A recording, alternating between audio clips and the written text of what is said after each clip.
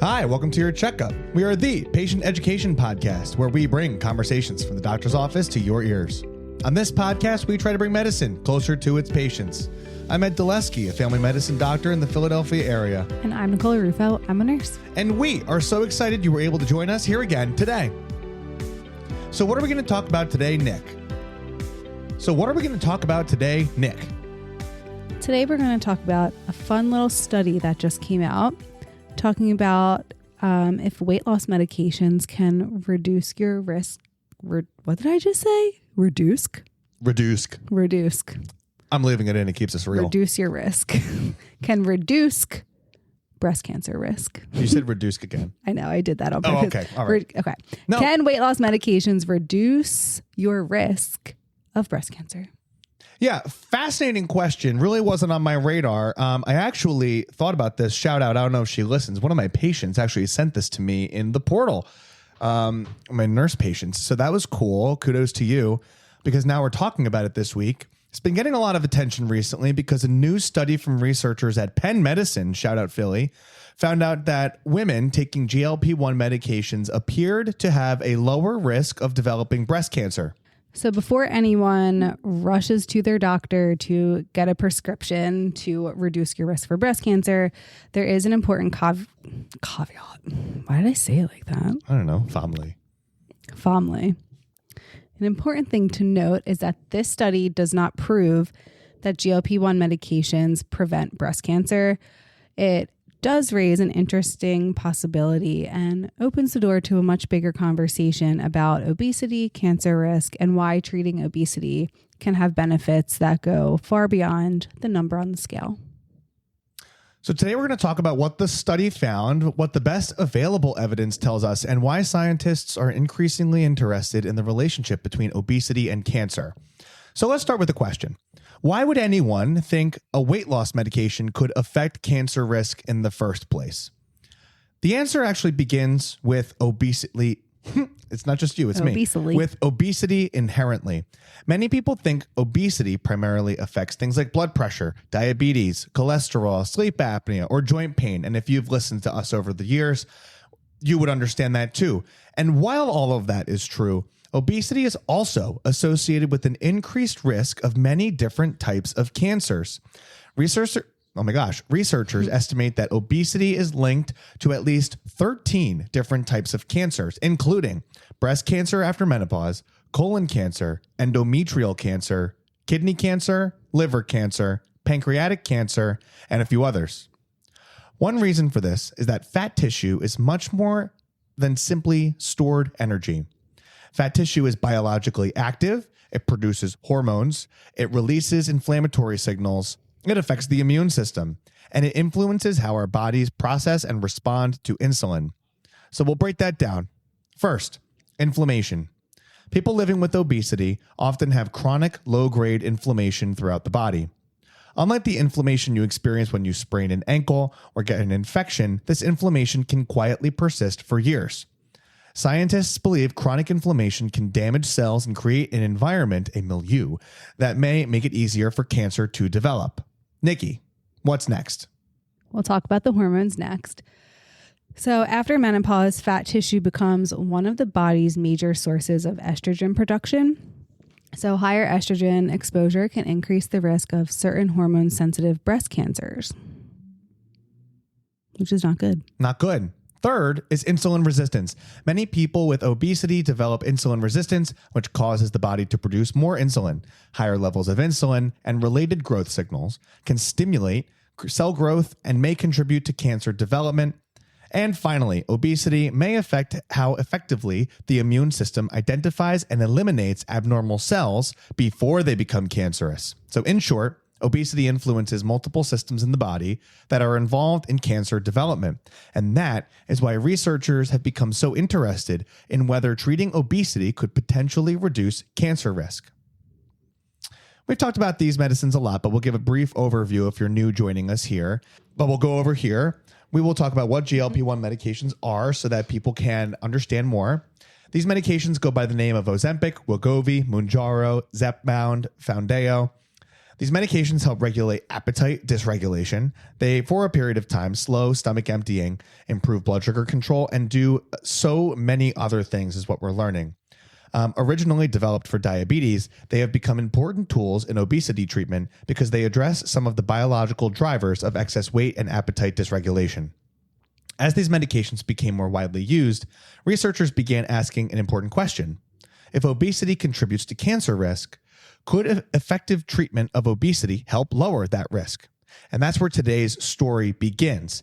So before we dive into the new study that's caught the eye in the news, discussing Penn's study, shout out lead author McDonald, let's start with the strongest evidence available currently. For years, some people worried that GLP-1 medications might increase the risk of certain cancers. It was basically more of just a theory, a biological plausibility, rather than anything grounded in data. So researchers have now looked at this question in large analyses of randomized controlled trials involving tens of thousands of patients. The reassuring news is that these studies have consistently found no evidence that GLP-1 medications increase breast cancer risk. And that's an important point. The strongest evidence we have today suggests that these medications do not appear to raise the risk of developing breast cancer. However, there's a limitation. Most of the trials lasted only a few years and were designed to study diabetes, weight loss, or cardiovascular outcomes, not cancer. Because cancer often develops over many years, researchers continue to study the question long term. So now let's talk about the new study that's been caught in the news. Researchers at Penn Medicine examined over 100,000 women with overweight or obesity who underwent breast imaging. They compared women who had used GLP-1 medications with similar women who had not used them. What they found was striking. Women using GLP-1 medications had lower rates of breast cancer. Even after accounting for factors such as age, race, body mass index, breast density, and diabetes status, the association remained. The reduction was significant enough to get the attention of the lay media and the medical community. But there's a crucial distinction we should make. This was an observational study. What I told you earlier about the studies explain that there is no increased risk were randomized control trials, the top of the food pyramid, if you will, when it comes to research. Researchers observed what happened in the real world, but they did not randomly assign women to take the medicine or not. And because of that, the study can show an association, but cannot prove cause and effect. This is one of the most important concepts in medical research. Just because two things occur together does not necessarily mean one caused the other. I like to say this in clinic visits, saying that to describe this as the sun does not cause broken arms just because more people are outside when the sun is out and children are riding bikes and scooters and skateboards. The sun does not cause broken arms. Still, the findings are intriguing, and the Penn study is not alone. Several other recent observational studies have reported similar signals suggesting lower rates of certain breast cancers among women using GLP-1 medications. Some studies have also suggested improved outcomes among women who already had breast cancer. And again, these findings are promising, but they're not definitive. A quick note about the type of breast cancer researchers are talking about. Not all breast cancers are the same. Some breast cancers have receptors on their cells that respond to hormones like estrogen or progesterone. These are called hormone receptor positive or HR positive breast cancers. You can think of these receptors almost like locks that can be opened by certain hormones. When these hormones are present, they can help stimulate cancer growth. Interestingly, some of the newer studies looking at GLP-1 medications have found the strongest signal for reduced risk in hormone receptor positive breast cancer rather than other breast cancer subtypes. Researchers aren't exactly sure why. One possibility is that obesity can increase estrogen exposure, particularly after menopause, because fat tissue becomes an important source of estrogen production. If treating obesity leads to healthier hormone levels and improved metabolic health, that could potentially influence the risk of these hormone-sensitive cancers. It's important to remember that this is still an area of active research, and scientists are continuing to investigate exactly how these relationships work. So, Nikki, can you explore a little bit about why this might be happening, at least as they've postulated? There are a few different working theories. The simplest explanation is just the weight loss itself. If obesity is contributing to an increased cancer risk, then reducing obesity may have a reduced cancer risk.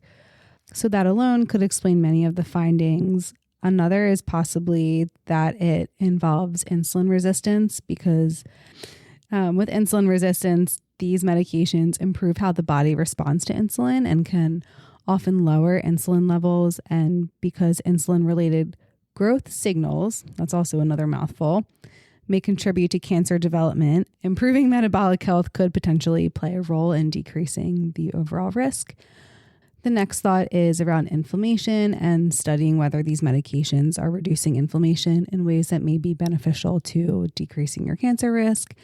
And finally, some studies have explored whether GLP1 signaling may directly influence cancer biology. So at this point, it's too early to know how important they can play a direct role. So for now, most experts believe that the greatest benefit is likely related to improvements in the weight and metabolic health. So what should we take away from all of this today? First, obesity is much more than body weight. It affects hormones, inflammation, metabolism, and many aspects of health long term. Second, current evidence suggests that GLP-1 medications do not increase breast cancer risk. That's reassuring. Third, newer studies are raising the possibility that medications may reduce the risk of certain breast cancers, particularly hormone-sensitive breast cancers. But we're not there yet. We're not at the point where doctors prescribe these medications for cancer prevention. More research is absolutely needed, and I think that's what everyone is excited to see next. And finally, the biggest lesson may not be about the medications themselves. The bigger lesson here is that treating obesity matters. Whether through lifestyle changes, medications, surgery, or a combination of approaches, improving metabolic health can have benefits that extend far beyond the number on a scale. And now for the banter. Oh gosh, where to start? Probably with the towing of the car. Yeah, our first event of the weekend. Yeah, I feel like that was a nice way to wake up Friday morning. I start at 7 a.m., so I have to get out, be walking to my car by 6:10 or whatever.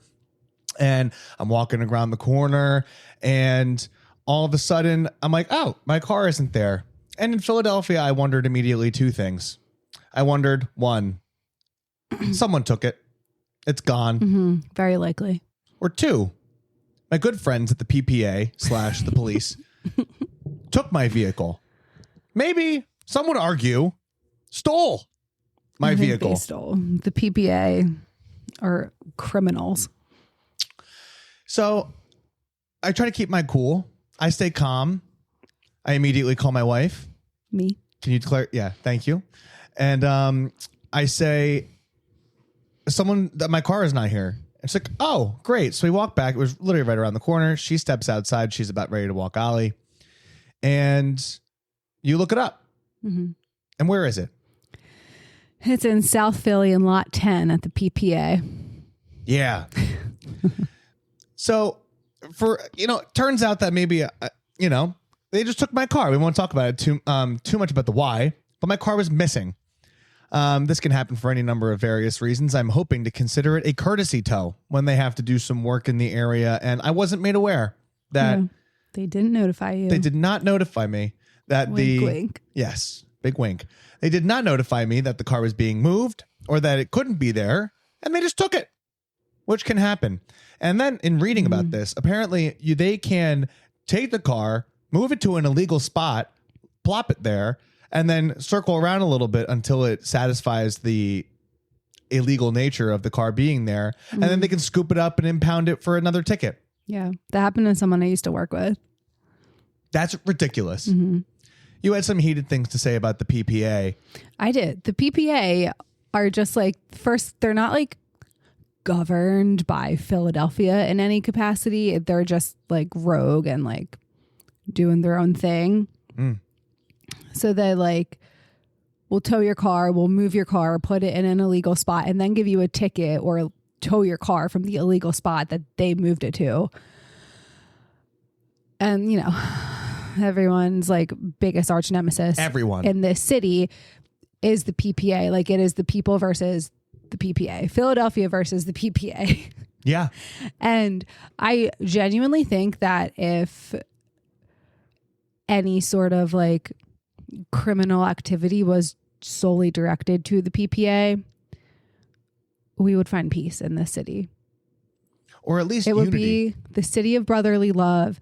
I feel like people, like, if people who don't like live here or like know Philadelphia, but they do know the Philadelphia sports fans, and they think that the sports fans are passionate, like, we're also very passionate about hating the PPA. So I feel like we could all come together in harmony, and then we would all be like singing that song. What was that like? Wasn't it like a Coca-Cola commercial? It's like an iconic commercial from like the 70s, I'm pretty sure. And it became like a global Kumbaya, like they're in like Italy Lord. or something. No, they're like, wait, I feel like I can picture it. Like that will be us in Philadelphia. We would all be on Why Broad can't Street we be friends? singing. No, you know what the song is? No. You know what I'm talking about? I don't know what you're talking about. It's like an iconic, I don't even know what to search for. Not that iconic. No, it is. Like World Peace commercial? Wasn't it a Coca-Cola commercial? World Peace commercial. Song? World Peace. It's like a bunch of people singing. If with someone in like advertising or something boys would know. Singing out a Yeah. song. American ad jingles ever made. In 1971, Coca-Cola showed a TV It was Coca-Cola. ad called Hilltop. In this janky corner of the house where the Wi-Fi doesn't work well. Yeah. It had young people Yeah, from many people were all countries sitting on hill in Italy. standing on a hill. They were smiling and You saying, never seen this? I'd like to buy the world a Coke. Yeah. Oh, No. yeah. To buy the world a home and furnish it with love. This would be us. This would be the The ad Philadelphians felt warm and friendly. if they brought the PPA down. Yeah, maybe. Bring it down. They really do. So then we have to go down there. You never saw this commercial? This would be us.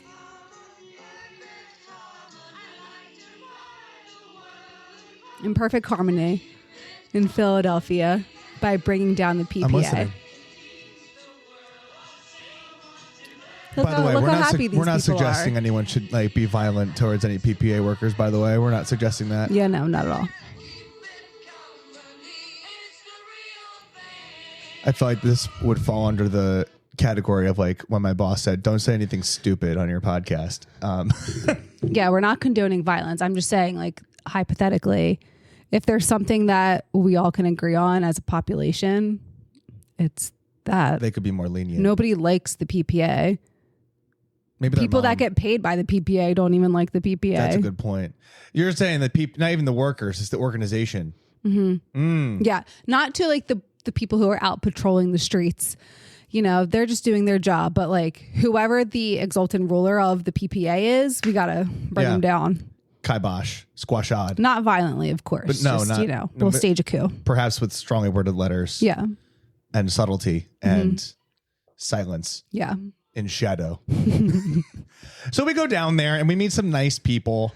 And what? We're like going in there. It's like a trailer and several gates. It was my first time. It was your first Baby's time. first time at the PPA What do you think?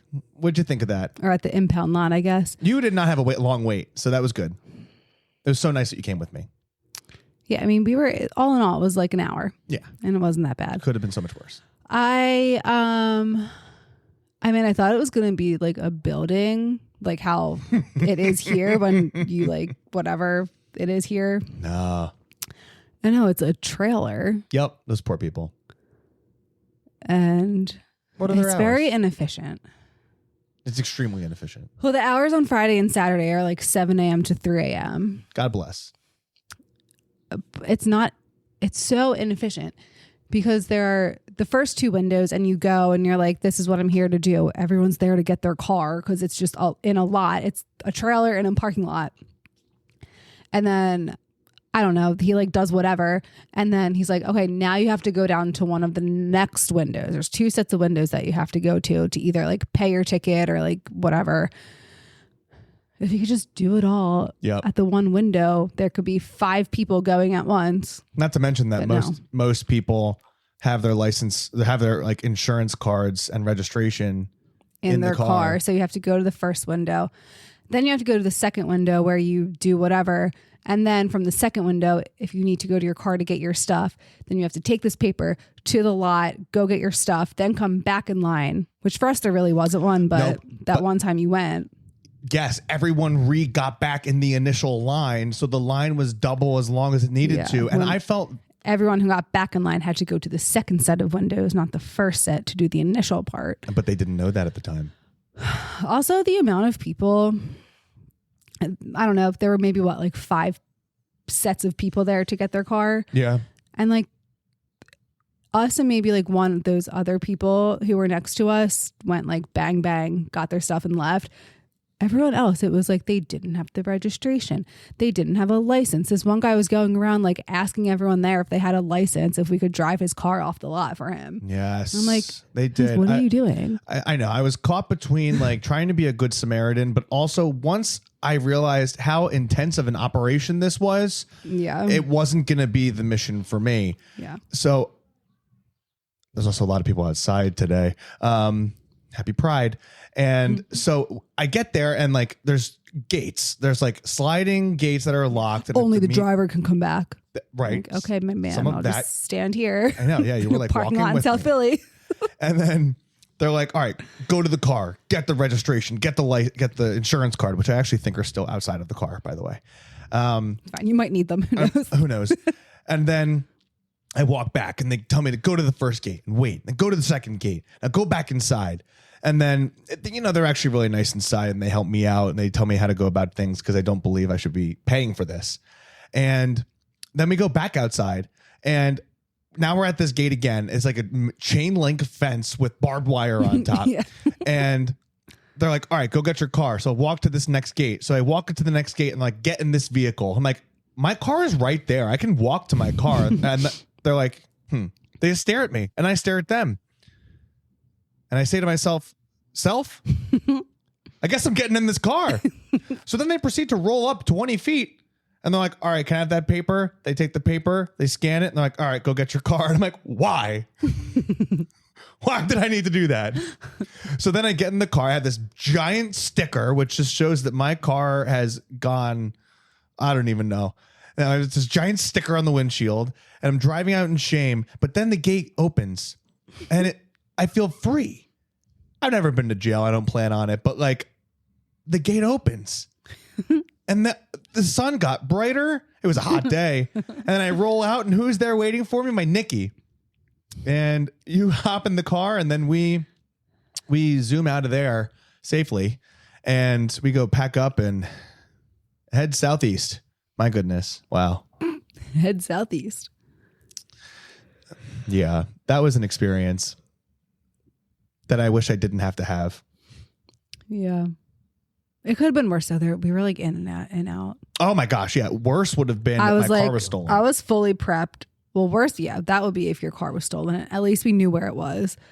But like if we got there and I was like, everyone's going to be coming here after work, just like we are. There's going to be 45 people in this line. Mm-hmm. We're going to have to do the whole rigmarole, get back into 4 different lines.